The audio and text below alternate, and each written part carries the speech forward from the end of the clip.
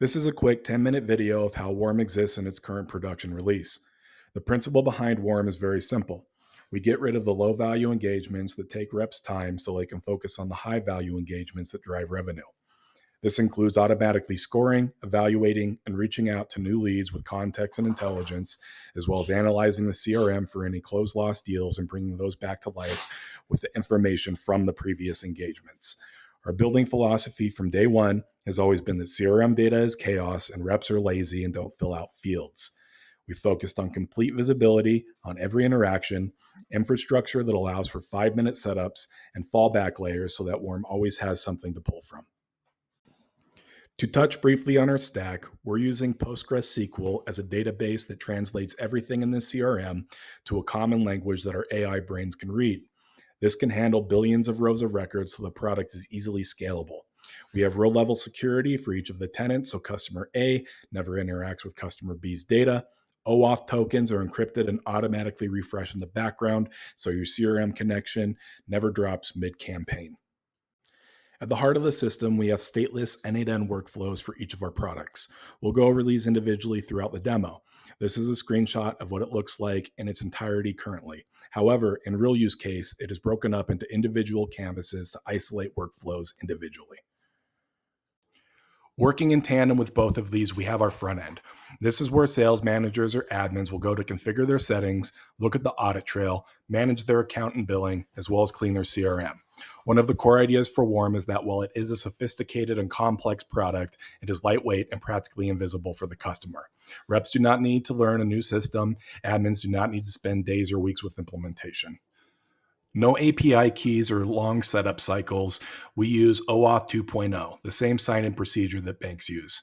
Simply connect to the CRM with your admin username and password, and you're ready to start configuring the settings. Once connected to the CRM, you can head over to the company profile to start giving the AI context. This includes company name, company website, a description of what you do, as well as products and services you offer. Target industries helps nail down ICP. Do not contact companies would be things like competitors or partners that you don't want to reach out to. Key differentiators are what lets the AI know what makes you different from your competition. Because the systems reference data inside of the CRM, and reps often have shorthand that they use that are specific to the industry, making sure that common abbreviations are listed is imperative to making sure that the AI knows what context it's referencing. You can also include current promotions and the option whether or not you want the AI to reference it in the outreach emails. Once the company profile is complete, head over to Agent Defaults to give the AIs a personality. Warm sends all emails from the rep's emails directly. However, there are situations where we can reach out to inactive accounts or accounts that don't have a rep assigned. In those situations, you can assign a default agent name. You also have a slider to change the tone that the emails convey, ranging from professional to friendly, casual, consultative, etc. Lastly, there's disqualification criteria. For instance, if you don't want to reach out to competitors, students, companies under 10, etc., you can put these here. Admin settings remain the source of truth. However, emails are coming from your rep's emails directly. Therefore, we created Chrome and Firefox extensions to tweak the settings. They can select their sign-off if they don't already have one as default, tell the system a little bit about itself, its working hours, and tweak the tone.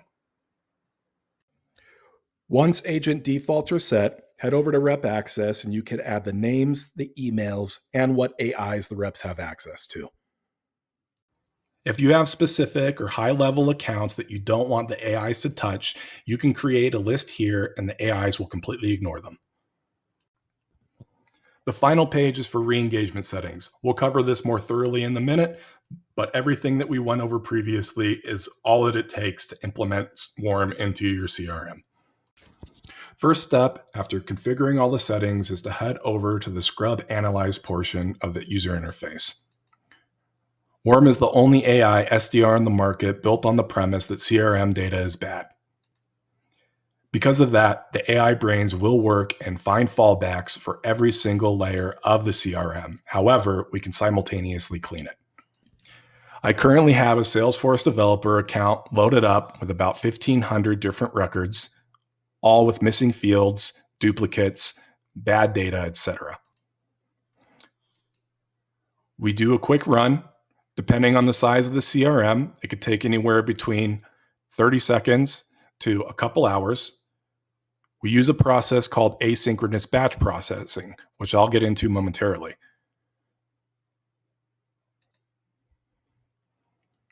Once it pulls, you'll see an overall health score, the amount of lost revenue that you have in closed lost sitting in your CRM, an issue summary, recommendations for what the AI thinks you should do, issues, duplicates, etc.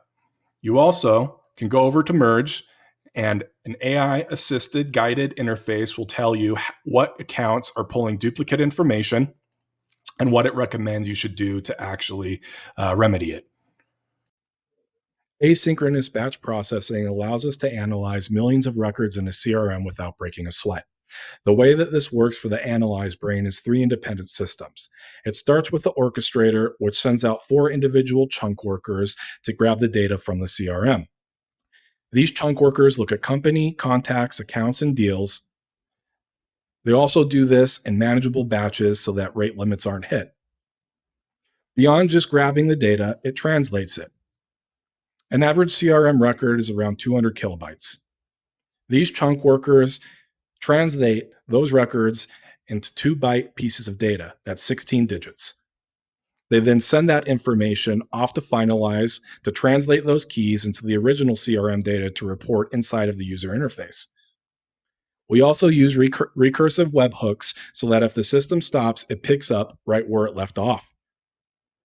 Lastly, I want to highlight that out of this entire system, the only AI that's being used is a single node to give suggestions on what to do with the data that it receives. Once that's done, you can go into the re-engagement tab and see that everything that it saw with revenue attached is already populated. If we go to the re-engagement settings that I was referencing earlier, this is where you set up how it reaches out. You have the option to either use the deals that have revenue or scan the CRM directly, including the closed loss deals without money attached.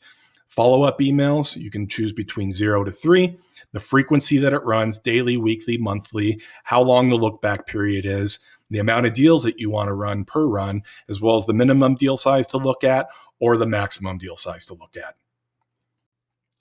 By default, Lazarus runs in the morning. However, you do have the option from the re-engagement portal to run manually at any given time.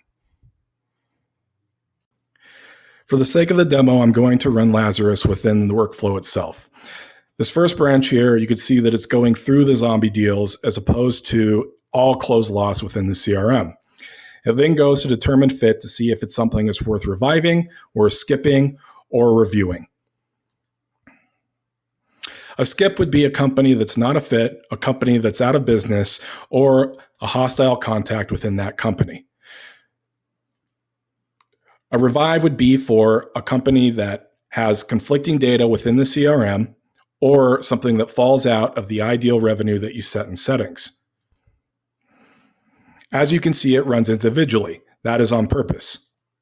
If we did everything in a batch, your CRM would hit rate limits and the product would stop. Because we do them individually, it's about 15 seconds per contact. It's enough to look like an actual human is doing the outreach. One thing to note, that every single AI that generates an email goes through a compliance officer that validates that the message is on brand and the AI is not hallucinating. It then sends it to a safety fork to either send an email and update the CRM or send an email out to you letting you know that the AI was off brand. Now, if we go to the CRM and look at the recent activities, you'll see all the emails were sent referencing the information from the previous engagements. In addition to that, if we go to the audit trail within the portal, you can see the exact decision-making on why the AI reached out and decided to write the email that it wrote, including the CRM data that it pulled to do so. Once Lazarus completes, every morning we have the kill switch brain to check to see if there were any bounced emails or replies. If either of those are the case, it stops the rest of the system completely. Assuming neither of those happened, it sends to the chaser brain to work. Chaser brain follows a very similar workflow. However, it is dependent on the amount of follow-ups that we've had so far. For instance, the first follow-up is a polite bump, the second is a value add, and a third is the breakup. Worth mentioning, just like Lazarus, every single brain that touches a customer goes through the compliance officer before sending. The opener brain is specific for new deals. It has a little bit more complexity to it. Not only does it do validation and bot detection, but it also does thorough company research by scouring the web for what it can find about the company and comparing it to what you do. So, for an example, I am currently have my profile in Warm set up as a CAD seller. I'm creating a lead right now for Porsche.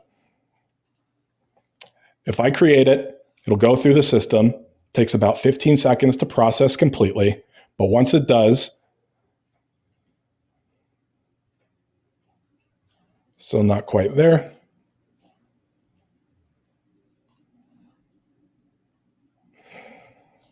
We can see the email referencing exactly what Porsche does, how we would be a fit for them. And in addition to that, if we go to the details page, we'll give a complete analysis on why it's a fit for us, what they do, the number of employees, and the exact products that we should be pitching. Opener then sends right back to the kill switch and the chaser brain to continue the same workflow that Lazarus used. And just like Lazarus, if we go to the audit trail and click on opener, we have a complete analysis of why it did what it did. This is the current state of Warm post-launch.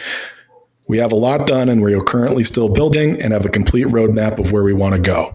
We build in public, so please keep in mind that you can check in on us at any time and also give us suggestions. The main things that we're going to be working on are, number one, autonomous lead generation. The idea behind this is scouring job boards like Indeed for companies that are hiring specifically for what you do, finding the right people to reach out to, such as hiring managers, and getting in touch with them. In addition to that, we have Worm Strategic that we're currently planning to implement either the end of this month or next. These are features that are going to be specific for account management, like auto contact mapping and nurture campaigns specific to signal monitoring that we find within the CRM.